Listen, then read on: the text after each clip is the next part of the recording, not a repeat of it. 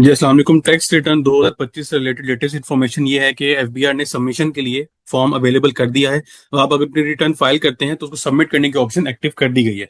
हम अपना login ID password डाल के मैं आपको एक ओवरव्यू दे देता हूँ कि उसमें क्या क्या चेंजेस इंट्रोड्यूस करवाए गए हैं। और उसके अलावा जो एक मेन टॉपिक है डिस्कशन का वो है कि प्रॉफिट की अमाउंट आपने किस टैब में एंटर करनी है। अगर आपका प्रॉफिट सालाना 50 लाख से एक्सीड करता है तो उसको किस टैब में एंटर करेंगे, और अगर 50 लाख से कम है तो कहाँ एंटर कर रहे हो, क्योंकि जो नया फॉर्म है उसमें 7B के जो एक टैब आ रही होती थी पहले final and fix tax regime में, वो अब कहीं नजर नहीं आ रही। तो मुझे काफी कमेंट्स और कुछ ईमेल्स भी रिसीव हुई जिसमें पूछा गया कि जो प्रॉफिट की अमाउंट है उसको हम कहाँ एंटर करें। तो आज हम इस पॉइंट के ऊपर भी डिस्कशन कर रहे होंगे। स्टार्ट करते हैं वीडियो को। आईआरएस पे लॉगिन करने के बाद आपने नॉर्मल रिटर्न के ऊपर क्लिक करना है। आगे टैक्स ईयर जो आपको रेलिवेंट है वो आप सेलेक्ट करेंगे, कंटिन्यू पे क्लिक करेंगे तो आगे एक सिंप्लीफाइड फॉर्म आपको नजर आ रहा है। अब आपने सिंप्लीफाइड फॉर्म से क्लासिकल व्यू की तरफ जाना है। इसके ऊपर भी मैंने एक डिटेल वीडियो बनाई हुई है। अगर आपने वीडियो नहीं देखी तो आप यहाँ पे राइट क्लिक करके मैंने इसका लिंक अटैच कर दिया, वो वीडियो देख सकते हैं। आपने सबसे पहले अपना रेजिडेंशियल स्टेटस कंफर्म करना है। यस पे क्लिक करेंगे, कंटिन्यू करेंगे। उसके बाद जो आपके सोर्सेज ऑफ इनकम एफबीआर के रिकॉर्ड में आ रहे हैं उसने ऑटोमेटिकली सिलेक्ट कर दिए हैं। अगर आपके कोई रिकॉर्ड में चेंज है तो आप वो सिलेक्ट कर सकते हैं। इसके बाद क्लासिकल व्यू पे जाने के लिए आपने यहाँ यस पे क्लिक करना है और एक्सेप्ट एंड कंटिन्यू पे क्लिक करेंगे तो ये आपके सामने जो एक ओल्डर वर्जन है, जो ट्रेडिशनल एक वर्जन है, उसके ऊपर आप ट्रांसफर कर दिए जाएंगे। यहां से अगर आप देखें तो सारे फॉर्म्स आपको अवेलेबल है। सैलरी है, property, business, capital gain, other source, foreign income है, उसके बाद टैक्स चार्जेबल पेमेंट्स है, और लास्ट में आपके पास वेल्थ स्टेटमेंट की टैब आ रही है। इसमें अब जो एक मेजर चेंज कहा जा रहा था कि वेल्थ स्टेटमेंट में आपको फेयर मार्केट वैल्यू भी बतानी पड़ेगी, वो हम देख लेते हैं कि यहाँ पे कहीं वो एक्टिव कर दी गई है या नहीं की गई। तो जैसे आप देखें पर्सनल एसेट्स एंड लायबिलिटीज में अगर आप जाते हैं तो यहाँ पे सिर्फ एक ही कॉलम आ रहा है, वो है अमाउंट का, और इसमें आपने अपनी कॉस्ट एंटर करनी है जिसके ऊपर आपने उसको डिक्लेयर करना है, आपने जिस अमाउंट पे उसको परचेज किया हुआ है।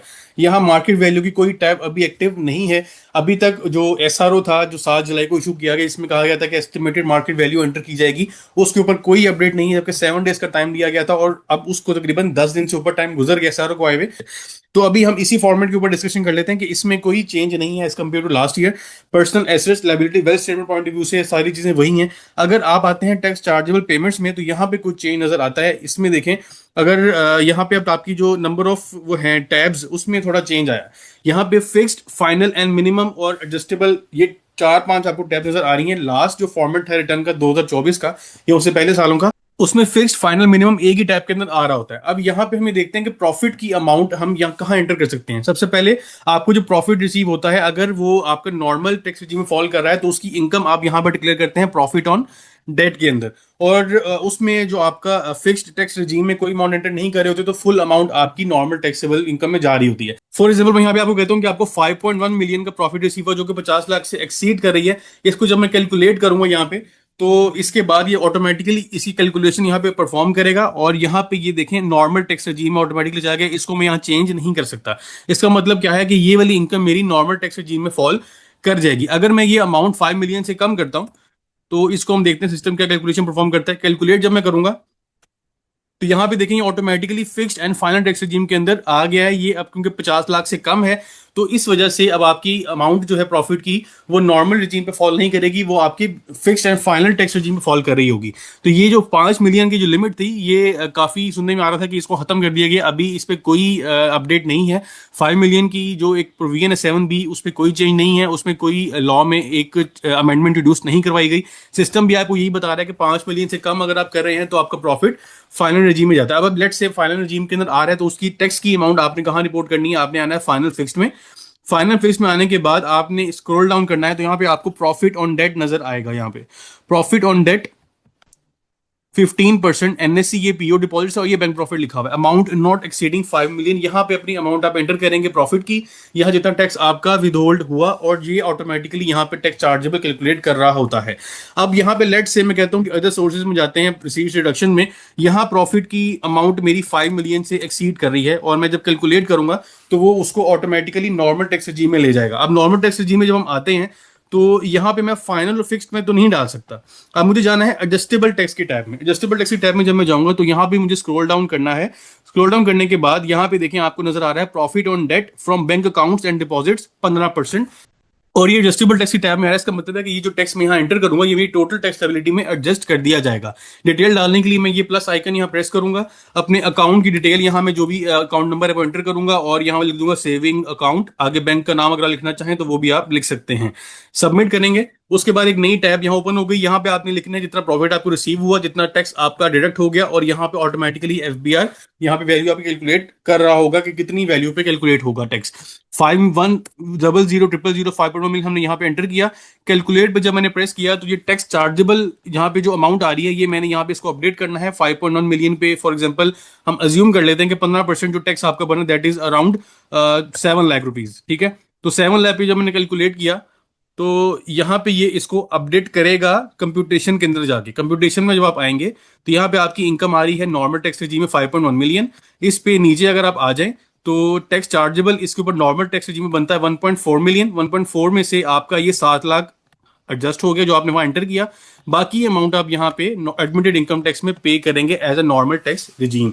अब यही मेथड हम करते हैं फॉर फिक्स एंड फाइनल। यहाँ पे मैं करता हूँ कि ये 4.9 मिलियन है, यहाँ हम इसको 4 मिलियन पूरा कर लेते हैं फॉर कैलकुलेशन पर्पस। 4 मिलियन किया तो ये फिक्स टैक्स में चला जाएगा, ठीक है। अब इसके बाद जब मैं टैक्स चार्जेबल पेमेंट्स में जाऊंगा तो मैं एडजस्टेबल टैक्स में से ये वाली अमाउंट मुझे रिमूव करनी है, क्योंकि अब मेरा ये टैक्स एडजस्टेबल नहीं रहा। कैलकुलेट किया, ये अमाउंट यहाँ पे जीरो हो जाएगी। नेक्स्ट स्टेप में आऊंगा मैं फिक्स्ड एंड फाइनल टैक्स में। यहाँ पे एंटर करूंगा मैं अपनी डिटेल जो कि मेरी प्रॉफिट के अगेंस्ट विदहोल्ड हुई है। यहाँ मैं लिखूंगा 4 मिलियन, और इस पे लेट से 15% में अज्यूम करता हूँ कि ये है 5.5 लाख रुपया, ठीक है। कैलकुलेट करेंगे तो ये एफबीआर ने बताया कि ये 6 लाख बनता है। हमने अज्यूम किया था कैलकुलेशन, रफ कैलकुलेशन की 5.5 लाख रुपए की। अब यहाँ पे आ जाए कंप्यूटेशन में। कंप्यूटेशन में जब आप आएंगे तो आपकी इनकम यहाँ पे देखें ये नॉर्मल रिजीम में फॉल नहीं कर रही है, fix and final tax regime में फॉल कर रही है। यहाँ से जब मैं स्क्रॉल डाउन करूंगा तो यहाँ पे देखिए नीचे कहीं भी वो फिक्स फाइनल टैक्स वाली अमाउंट नजर नहीं आ रही। वो आपका जो विद होल्ड हो गया है वो वहीं पे आपने पे कर दिया और सोर्स के ऊपर सारी डिडक्शन हो गई। यहाँ पे सिर्फ वो अमाउंट आ रही है जो कि आपकी एडजस्टेबल है। ये नॉर्मल जो एक अमाउंट्स होती है एडजस्टेबल की वो यहाँ पे शो कर रहा है वो। तो ये एक मेथड है रिगार्डिंग प्रॉफिट ऑन डेट कि आप अपनी रिटर्न में उसको किस तरह अब शो करेंगे 2025 के फॉर्म में।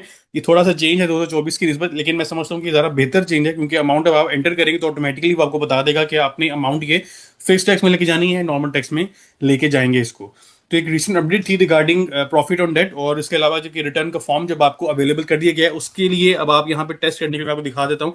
सेव करते हैं तो आप जब इसको सबमिट पे क्लिक करेंगे, पहले यहाँ पे एक मैसेज आता था कि आपकी सिर्फ रिव्यू के लिए अवेलेबल है। अब यहाँ पे एक मैसेज दिया पर्सनल एक्सपेंसेस नहीं है, तो पर्सनल एक्सपेंसेस में यहाँ पे अगर लेट से डाल देता हूँ तो फिर देखते हैं कि हमें क्या आगे से रिस्पॉन्स करता है। यहाँ पे पर्सनल एक्सपेंसेस में जाके मैं इसको सिंपल यहाँ पे जीरो एंटर करके कैलकुलेट करता हूँ। और इसके बाद दोबारा जब मैं इसको सेव करके सबमिट करूंगा तो यहाँ पे अब मुझे ये एरर नहीं देगा। पिन की एंट्री की तरफ ले गया तो मैं पिन एंटर करूंगा तो मेरी रिटर्न सबमिट हो जाएगी। इसका मतलब है कि अब 2025 का फॉर्म सबमिशन के लिए अवेलेबल है। तो अब आप अपना डाटा यहाँ एंटर करके अपनी रिटर्न सबमिट कर सकते हैं। इंशाल्लाह नेक्स्ट वीडियो में टॉपिक को डिस्कशन के अपने हाल रखिएगा। अल्लाह हाफिज़।